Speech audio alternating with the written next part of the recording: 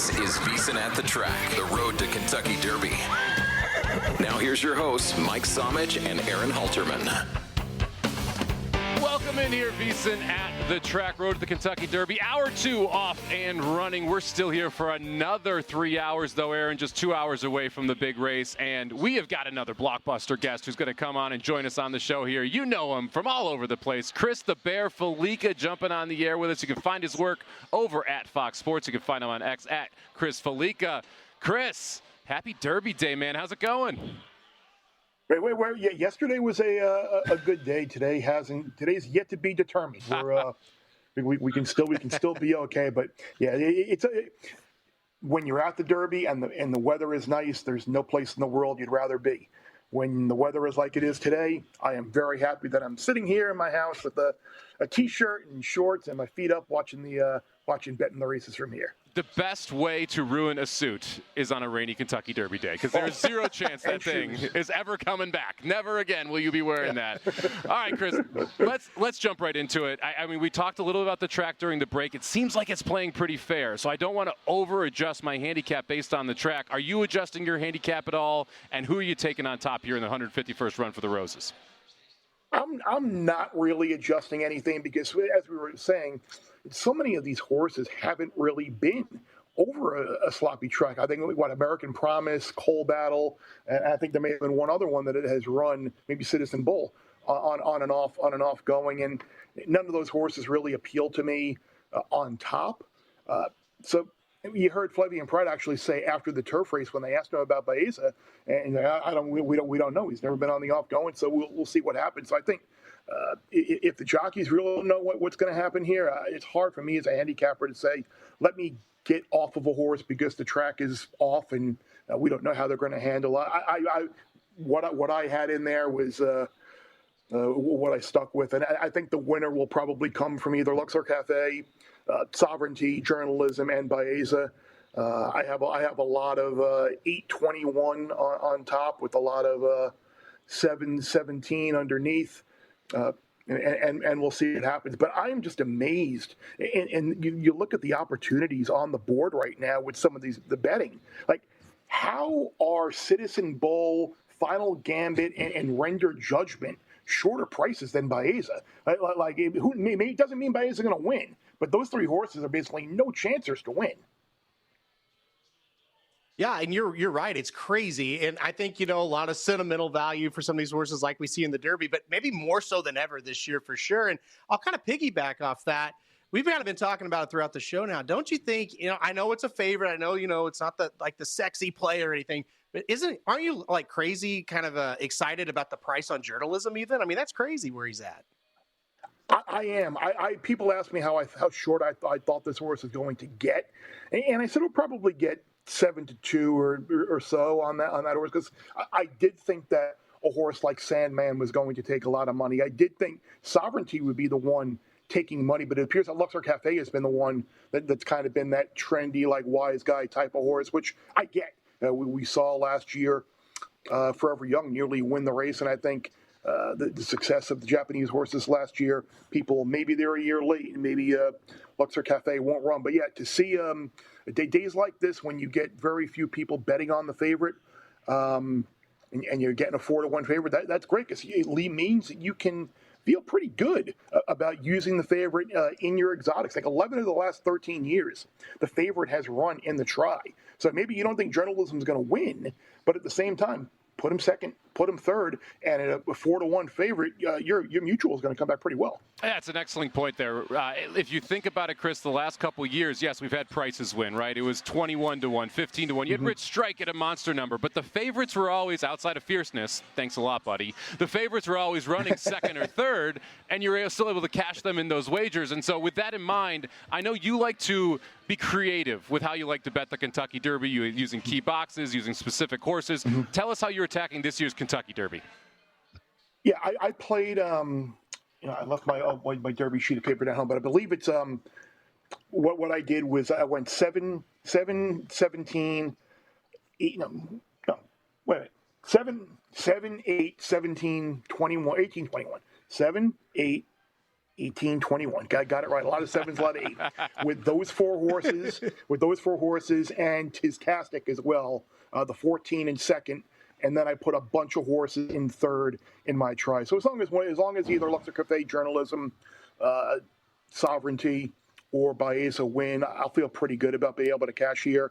And then I fooled around a little bit in second place with like Coal Battle in there as well as Tistastic, because I get worried that the race looks so formful for me that you're having a hard time seeing someone off the charts win.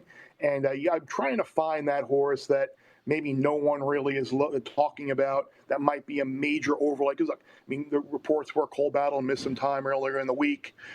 We had Mike Joyce on the Bear Bets podcast, and he was talking with Lonnie Briley about how prior to the Arkansas Derby, he skipped to work, and that was his decision, and he didn't have a horse that was fully cranked that day, and he felt they had a short horse, and he said he's not going to be short on Derby Day.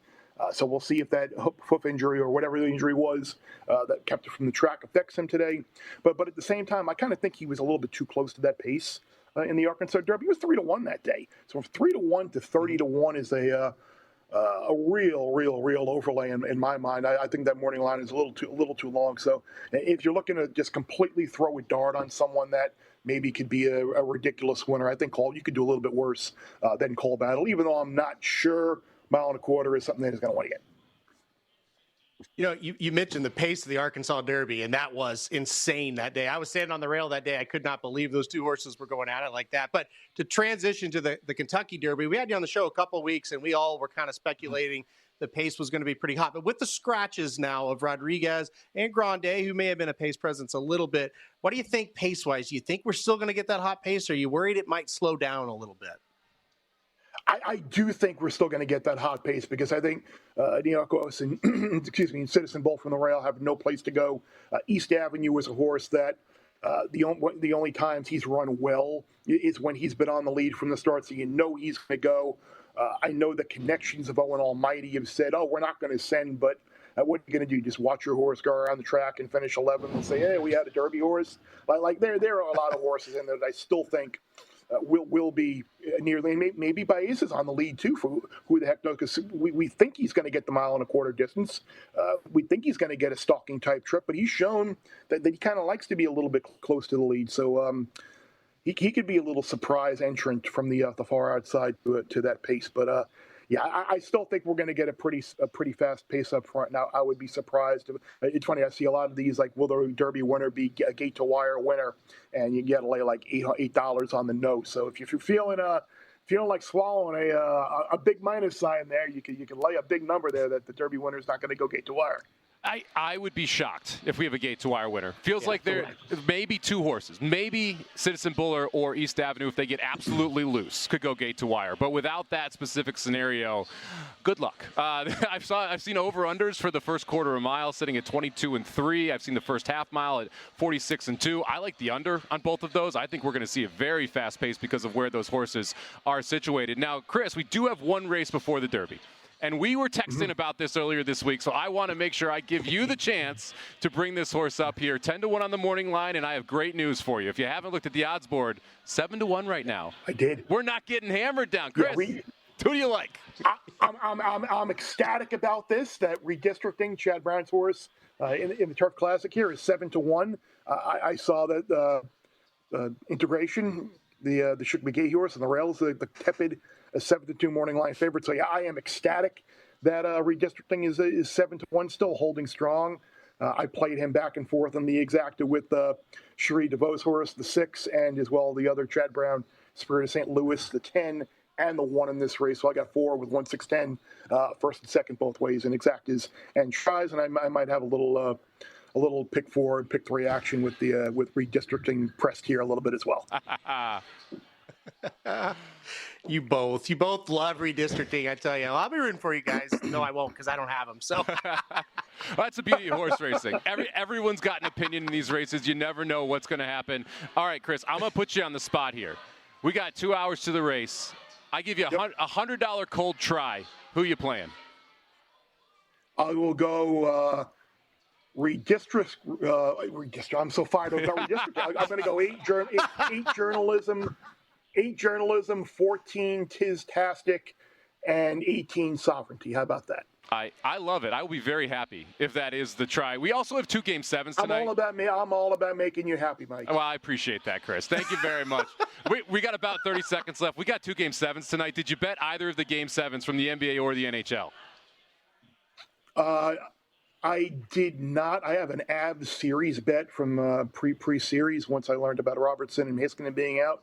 So I'm sitting on that. So I'm probably just going to let that go. And everybody in the world seemed to love the Clippers in this series, and here they are in basically a toss-up Game 7. So I'm glad I stayed at that. But yeah, I have an Avs series bet. So I do think they're going to win tonight. They showed a lot of fight in the third period in that game, and with any puck luck, they probably would have been up going to the third. So, yeah, I think the Avs will win tonight. I hope you are right. I bet them 14-1 to win the Cup after Game 5. So, got a nice number on them, down 3-2, and I am part of the entire world. I'm on the Clippers as well from before the series, so we'll see how that plays out. Chris, thank you so much for the time here on Kentucky Derby Day. Of course. Good luck, guys. He is Chris Fallica. You can find him over at Fox Sports, the Bear Bet Podcast on Twitter or X, at Chris Fallica as well. Legend in the college football world. But, man, I love it when you talk to someone who loves horse racing, and Chris loves horse racing, Aaron. Oh, he does. He absolutely is the greatest. I love having him on the show. We've had him twice now. It's been a privilege both times. And, yeah, you can tell the minute he starts talking, he's a horse racing guy. He's ready for the Derby. He's got his bets in, and now it's just time to see if they come in. Stick with us here, VSiN at the Track on the other side. We'll talk the Game 7s a little bit more, as well as what the odds are from the Derby, Oaks into the Derby today. For the ones who get it done, the most important part is the one you need now. And the best partner is the one who can deliver. That's why millions of maintenance and repair pros trust Grainger, because we have professional-grade supplies for every industry, even hard-to-find products. And we have same-day pickup and next-day delivery on most orders. But most importantly, we have an unwavering commitment to help keep you up and running. Call, click Grainger.com, or just stop by. Grainger, for the ones who get it done.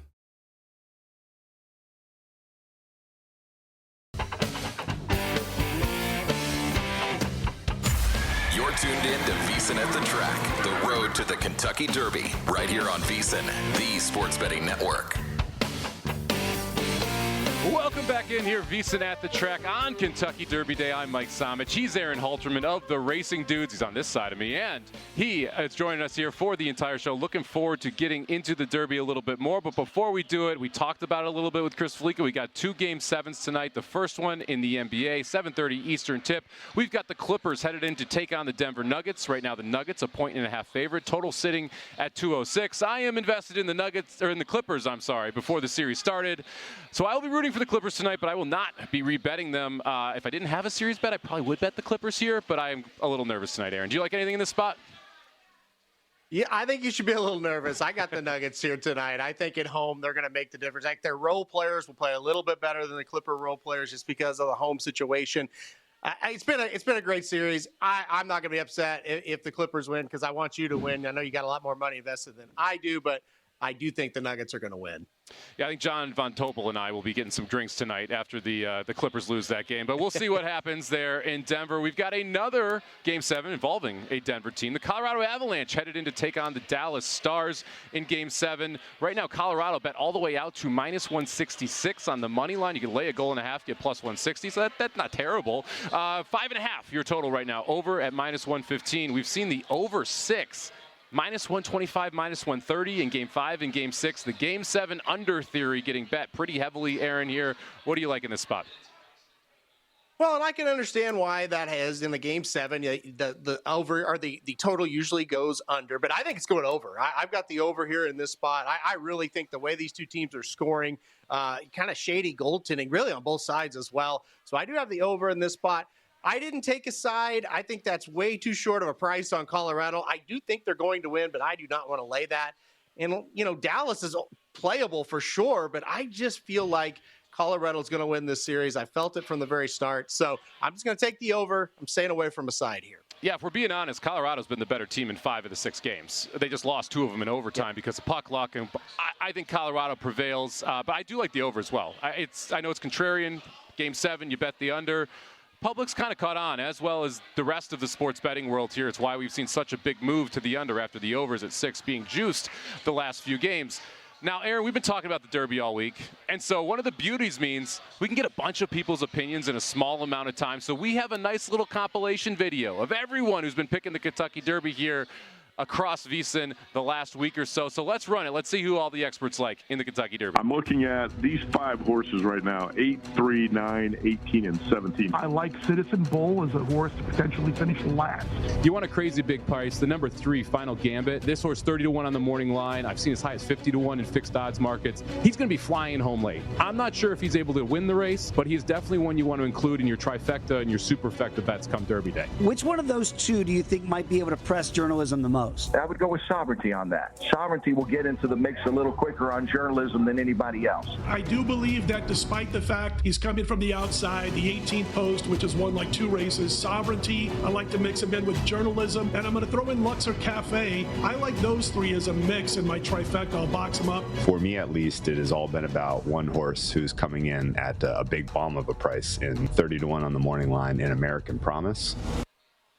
You got the whale capper there coming in late. He's at the Kentucky Derby. I was on the Deep Dive podcast, and I told him not to bet American Promise. So, Drew, if you're out there, if you're watching, please save your money. Don't bet American Promise today. A lot of different opinions here in the Kentucky Derby, Aaron, and one of the beauties of it is we have seen bombs come home over the last few years. The last favorite to win, Justify, that was a while ago. We've had price after price, including Rich Strike winning at 80-1. Let's take a look at the recent winners of the Kentucky Derby here. Last year, it was Mystic Dan coming from the 3-post, riding the rail to victory from off the pace. He was 15-1. The year before that, it was Mage. I love Mage, who won the race, closing from the outside, able to win around 17-1. Rich Strike the year before that, 80-1, and we're still seeing the Rich Strike effect in a lot of ways. This is a very publicly bet race. People want to bet long shots.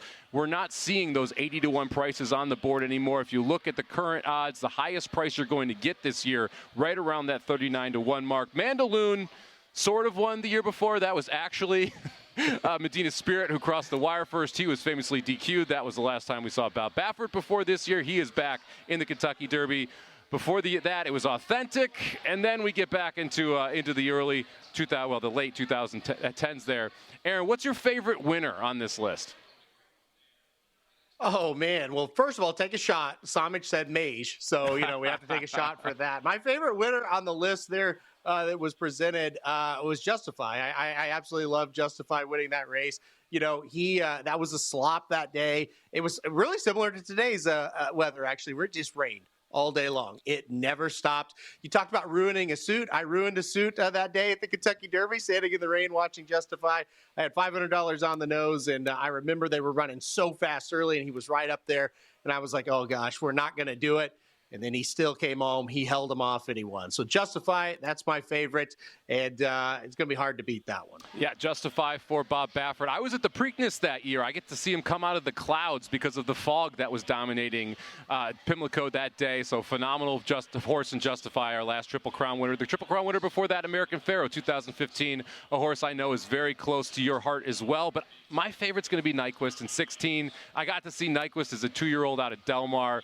Loved seeing him be able to then win in the Breeders' Cup and then follow that up with a Kentucky Derby win as well. I get sentimental when I look at these past winners because all of these races have a special place when you cover horse racing, when you talk about these horses day in and day out for months leading up to the Kentucky Derby.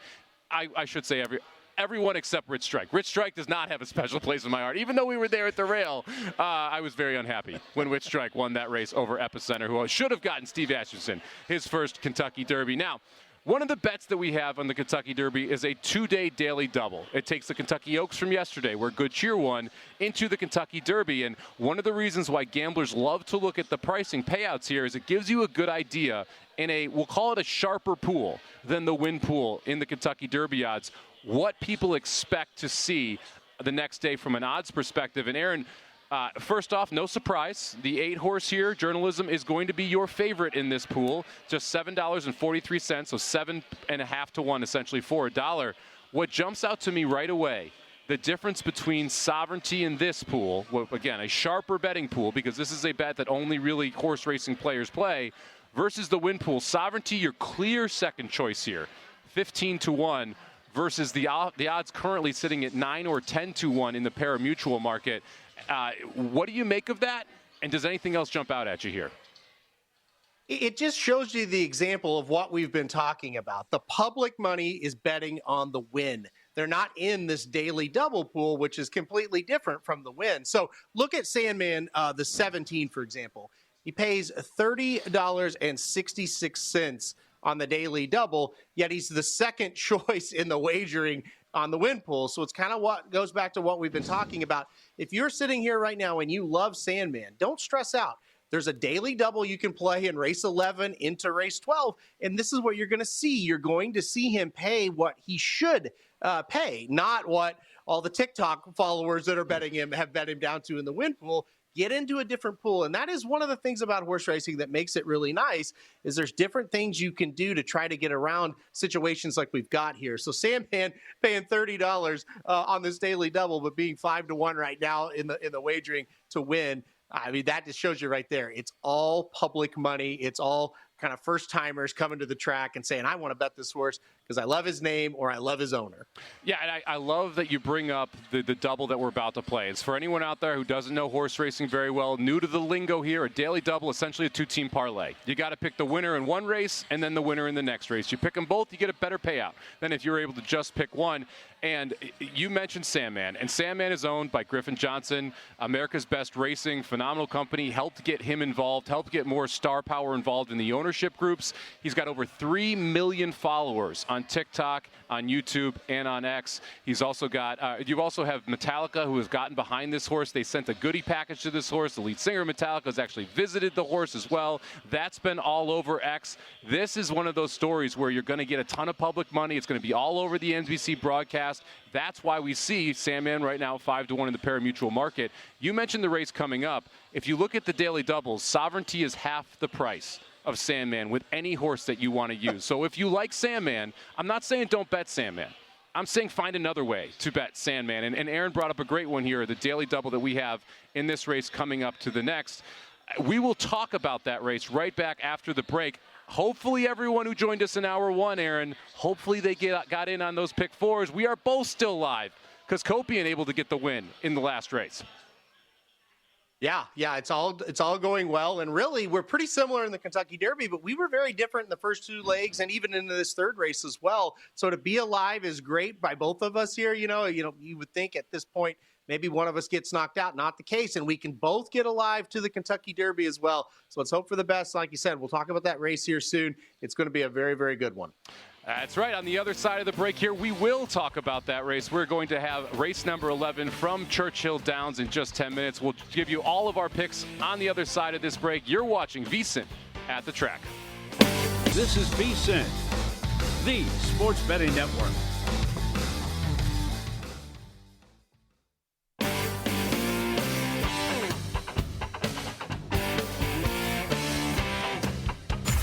You're tuned in to VSiN at the Track, the road to the Kentucky Derby, right here on VSiN, the Sports Betting Network.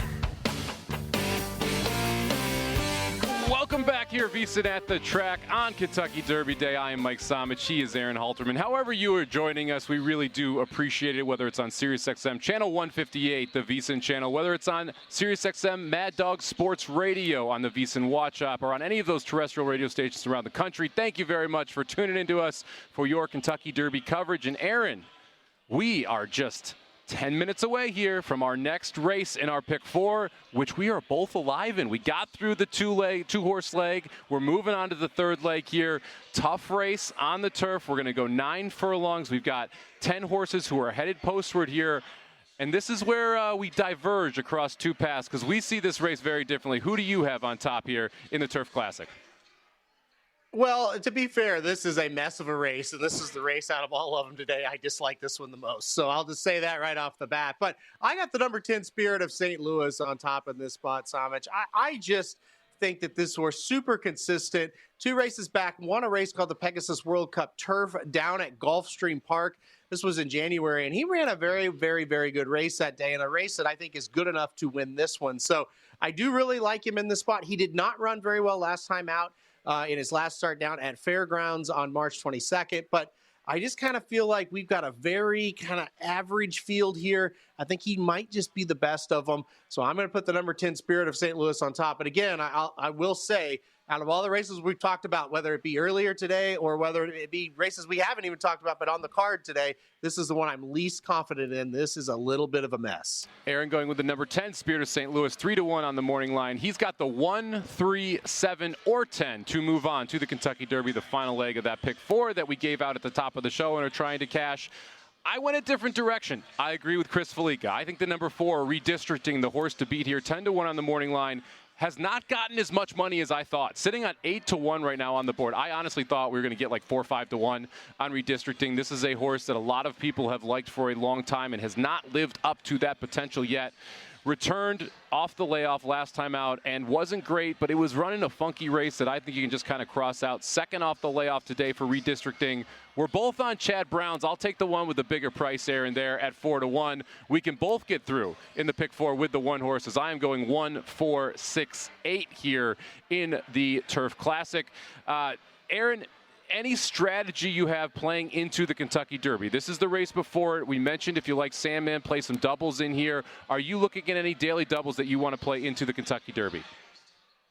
Yeah, absolutely. I do have a daily double going into the Kentucky Derby here because of what you said. Now, I'm pretty heavy on journalism as far as a win goes. I've also got him in the Oaks daily double as well. So I'm not going to play journalism in this specific daily double, but I am going to try to cover myself a little bit just in case somebody else wins. So I took the 1, the 7, and the 10 from this race, and I played it in the next race into the Kentucky Derby with the 14, the 17, and the 18. So a $1 wager there. There's 9 combinations, so it'll cost you $9 if you want to play that. And again, it's 1, 7, 10 in this leg, and then 14, 17, and 18. And again, I did not play the number 8 journalism into that wager because I've got him hooked up in a lot of other different stuff. This is more just a, hey, if my opinion is right in race 11, in my opinion, it's kind of right in race 12 in the Kentucky Derby, and some of the horses I like but I didn't put on top do win, then I'm covered and I've got a little bit of value there with that.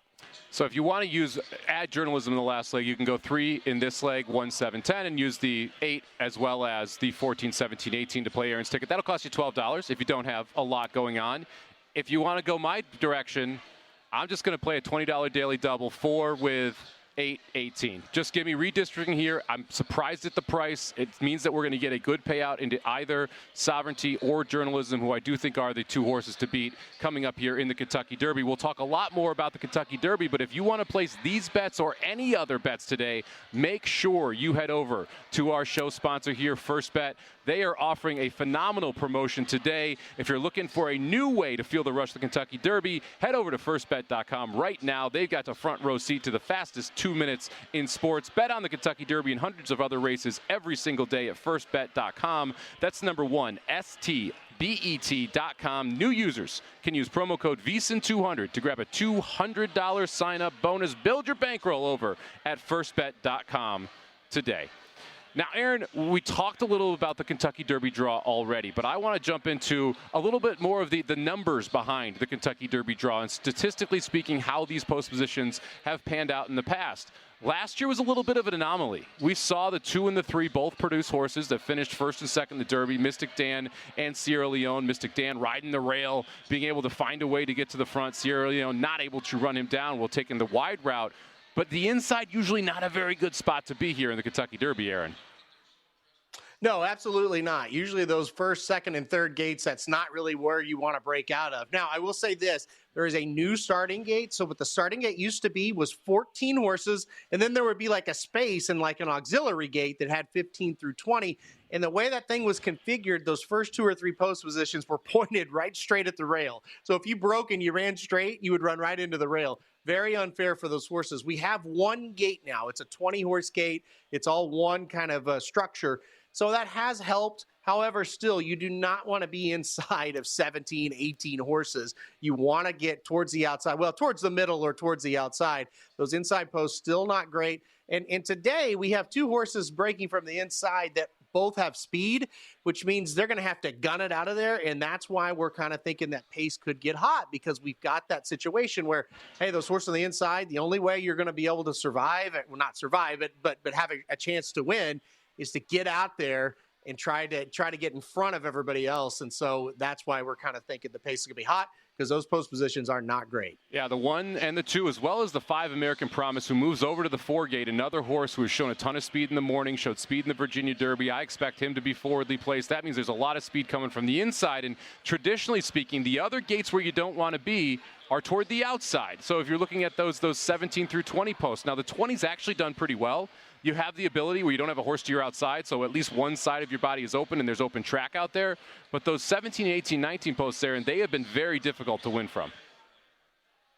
Oh, absolutely. And it makes sense, right? You don't want to get hung very, very wide into the first turn and lose all your energy and travel a lot further than everybody else inside of you. So the outside posts have been tough. I will say this, I'd rather be outside than inside. A lot of times it's going to rely on the jockey, right? If you've got a really good jockey and you're outside, maybe, he or she can kind of just work out that trip to where you're not hung so wide, or maybe, you've got enough speed that you can clear the field and get over to the rails. So certain horses can survive it. I remember a horse named Big Brown, who was just simply better than everybody else. He broke from the 20 post. He was able to get positioning and win.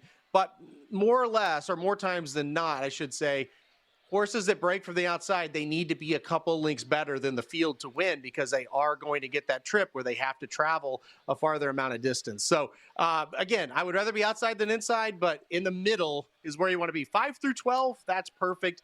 Anything else, you get into this kind of situation where it might be a little bit iffy. You kind of stole my next lead in here. The middle is exactly where you want to be if you are betting this race, and specifically journalism, who drew the 8. It almost seems unfair that journalism draws the 8 post. You've got speed to the inside and closers all around him, which means that his general style stalking should get a perfect trip from that 8 post, Aaron. Oh, yeah. When he drew the 8 post, I just smiled from ear to ear, because I thought, well, there's no excuses now, right? He breaks well. He'll get a good position, and I think it's going to be very, very tough for him. There was the Kentucky Oaks yesterday, which is the female version of the Kentucky Derby, and a horse named Good Cheer kind of set the same trip that I think journalism will sit in this spot, where break, sit about mid-pack, maybe a little bit further up, but not too much, about mid-pack-ish, and then make that move and go get them late. And from the 8 hole, should be able to do that perfectly. There's just, like I said at the beginning, there's really no excuse for journalism. As far as on paper, it just kind of looks like it's the perfect spot. He just has to go out and do his job. Now, that's always a question mark, right? But as far as the post position goes, it's absolutely perfect for him. We are just 2 minutes away now from the Turf Classic over there at Keeneland, the race right before the Kentucky Derby. We both put out pick 4s at the start of the show. We're both live, although we're kind of diverging a little bit here. Aaron has the 10-horse Spirit of St. Louis on top, 3-1 right now on the board. He's using the 1, the 3, the 7, and the 10 to try and get through this race. I am using the number 4, Redistricting, on top here, 8-1 right now on the board. And in my pick 4, I have the 1, the 4, the 6, and the 8. I'm also going to play a try box with those 4 horses, by the way, Aaron, because I love the price on Cameo Performance right now, 11-1 on an 8-horse, who I think can improve off of that. We'll see if we're able to get that through here. What are you looking for as they break from the gate? Just 1 minute to post right now. Yeah, look, I think, first of all, if you get this right, there's going to be a big celebration in the next segment. They're going to run during the break, and you're going to be going crazy if you get that try. But what I'm looking for here, this turf is so soggy. Just get out of the gate and just everybody kind of get in their footing underneath them. We've kind of seen some problems with that. But, as far as how this thing's going to play out, they all kind of are going to break in a group. I just hope our horse, the number 1, Integration, does kind of get a little bit of a good spot, because along the rail, basically, because I want us to be live going into the Derby. I think it'd be fun if we both would be live. It would be fun if we can both somehow hit these pick 4s, considering how unsimilar we actually were. I think it was 1 horse in each leg leading up to the Derby. Stick with us here, VSiN at the Track on Kentucky Derby Day. On the other side, we'll call him family. Patrick Maher joins us. Yeah.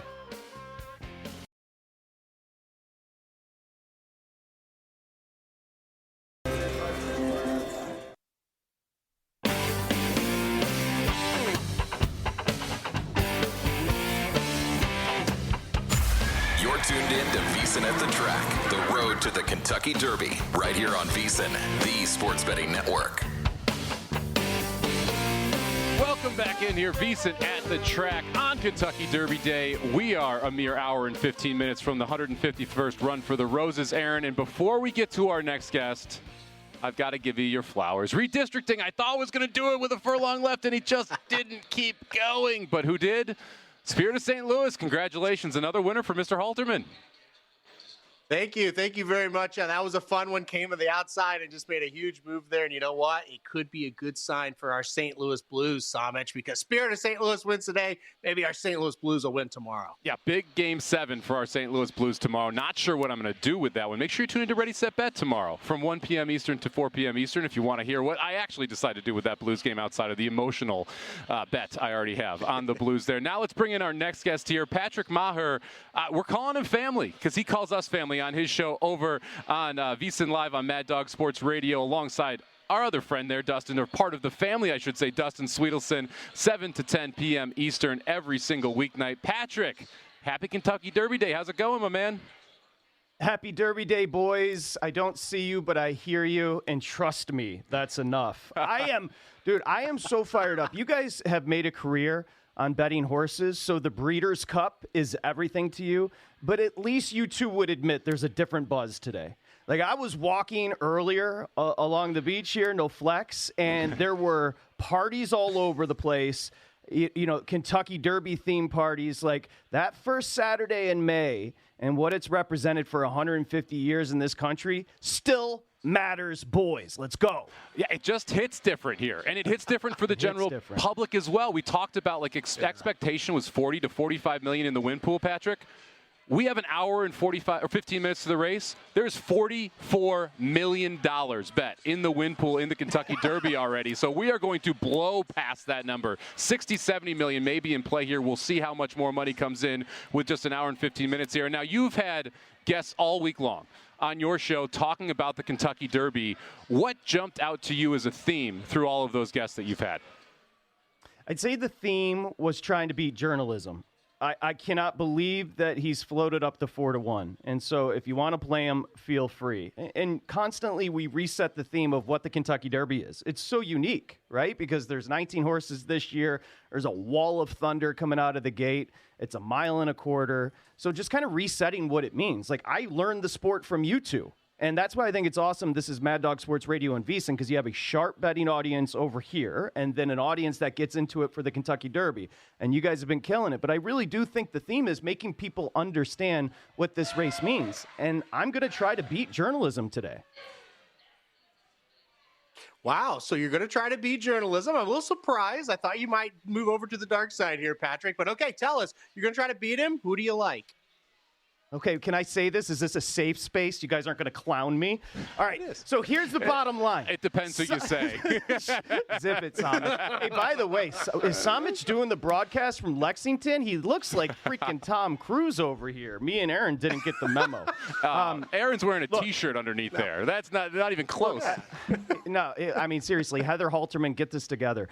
I heard you guys talking right before I came on about the post position. And correct me if I'm wrong, but 8 of the last 14 winners have come 13 or wider as far as posts. So all I'm saying is there's a good-looking horse at 18. I'm going to repeat what many guests have already said. I like Sovereignty, and why? Why do we gamble? For prices. The idea, and don't you guys the idea this horse is 10-1 is stupidity. Consistency. Bill Mott. Training well. Mott's been in a great mood. You guys have heard the same reports I have. Won at this track by 5.5 lengths. I thought the Florida Derby was better than it turned out. Trouble early and then a closer. And that's what you want in this race. Come out of that wide break, rate, and then close late. I think this sets up perfectly for Sovereignty. I feel like a proud papa, Patrick. I mean, we've talked so many horses over the years, and here you are picking the right horse on Kentucky Derby Day. Give me Sovereignty, baby. You are dead on. This horse has a killer turn of foot. He's won over the racetrack before, and the Florida circuit was sneaky good. I think Tappan Street would have been a player had he made the race. And your comment about price, I thought, was very accurate as well. We've been talking about Sandman and his price sitting there at 5-1. He is getting bet heavily by the public because of the influence we're seeing from social media and Griffin Johnson being in ownership, as well as Metallica owning the horse. The public money loves Sandman, and they're forgetting about Sovereignty. And a big part of the Kentucky Derby is understanding where the value sits when you are trying to bet this race. Hey, a little attitude on the right of my screen from Halterman. He was salty. All right. Put it this way. Soy sauce was bad. Tell me why Sovereignty doesn't win then. Just tell me that. Okay, first of all, I mean, you guys should just get a room. But secondly, why Sovereignty's not going to win? He's probably going to be 2 miles back. That's going to be a problem as well. I'm not sure the track is really playing towards that, but we'll see what happens.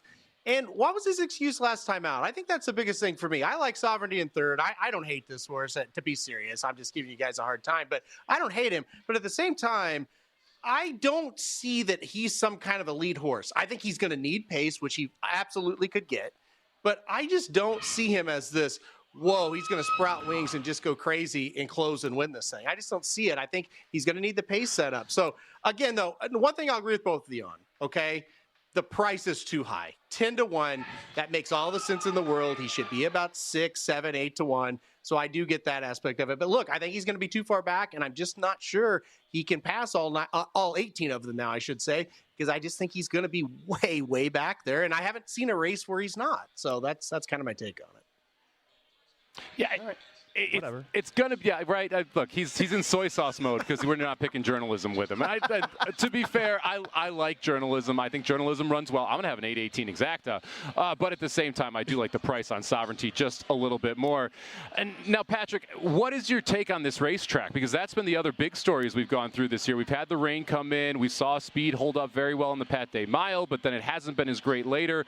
Does the rain in the forecast adjust your pick on Sovereignty at all, or are you just going right through it and sticking with them? Did you enjoy the Dolphins, your Dolphins at the Kansas City Chiefs, your Kansas City Chiefs, Halterman? No, that game stunk because it was below zero. I hate the inclement weather, and I don't like it on a track. You can take your elitist attitude, and you can shove it. I want all things equal. I don't want to worry about the impact of pace because of the conditions. So I guess I'll ask you two. Given the conditions, correct me if I'm wrong, but the 2, 5, and 16 have won and started in these conditions. Other than that, is it a crapshoot? Aaron, you want to take that one? Absolutely. Yeah, absolutely. It's a total crapshoot. We had Chris Fallica on earlier, and I couldn't agree more with what he said. How do you really handicap for that? Because how can you really analyze it? And like I said, there are a couple that have been on it on the off going, but those weren't really like horses that you're really taking all that serious. I hate to say that, but they aren't like the prime time contenders. So yeah, I'll kick it to you, Somich. I'm kind of just like, I'm looking at pedigrees and saying, okay, this one ran well in the slop and is bred by this horse, so maybe this horse will like it. But that's about all you could do in this situation. Well, I've talked about this all week when the rain started to come up. You look at the sires of these horses. American Promise, as Patrick mentioned, won over the slop, sired by Justify. Very good horse over the slop. Well, guess what? Journalism hasn't run on it, but Curlin was pretty darn good over an off racetrack. Not this time. Pretty darn good over an off racetrack. Tis the Law was awesome. Tis-tastic Sire over and off racetrack. The number 18 Sovereignty into Mischief. One of the best off racetrack sires we have ever had in the U.S. One of the unique parts about the U.S. racing and the breeding is that these off-track sires have consistently been very, very good. And I don't think that you can just say, oh, it's never run on the off track, it's not going to be able to handle it. I think the majority of these horses are going to be able to handle it. I would be more surprised if some don't than the majority of them do. So for me, the weather doesn't play that big of an impact into it. Now, Patrick got about 30 seconds left here. Are you just taking Sovereignty to win? Are you getting involved in the exotics as well? Must use Luxor Cafe. The more I watch those last four, the more I love them. Must use journalism. Baffert's been trending all day on Twitter. Again, elitist, it's good for the sport. And secondly, I've had the coverage down and you guys up since 1 o'clock my time. You guys have been freaking exquisite, and thanks for having me. I'll be with you after the race. I appreciate it. He's Patrick Meyer. You can catch him every weekday, 7 p.m. to 10 p.m. right here on Mad Dog Sports Radio with our buddy Dustin Sweetelson as well. And if you want to catch all of the work that we do over at VSiN, make sure you head over to VSiN.com and sign up today. We got a special subscription price. Smarter bets start here, and they last all year long with a VSiN Pro subscription. For a limited time, we are slashing our annual subscription price, normally $240, down to just $199, and that's for 14 months. You'll get the daily best bets from VSiN and hosts and guests. You'll get exclusive splits from both DraftKings as well as Circa, 24/7 live video and show replays on the VSiN Watch app, plus all our special edition betting guides, including the next year's Kentucky Derby betting guide, which will fall within 14 months of this. Head over to VSiN.com/subscribe now. Use promo code PRO, P-R-O, to unlock 14 months of VSiN Pro subscriptions for just $199. Aaron Halterman, we are just 1 hour away from the run for the Roses. On the other side, Steve Bick. Let's hear what he's hearing on the backside. He's talking to owners, he's talking to trainers, he's talking to jockeys. What are they saying? We'll find out right after the break.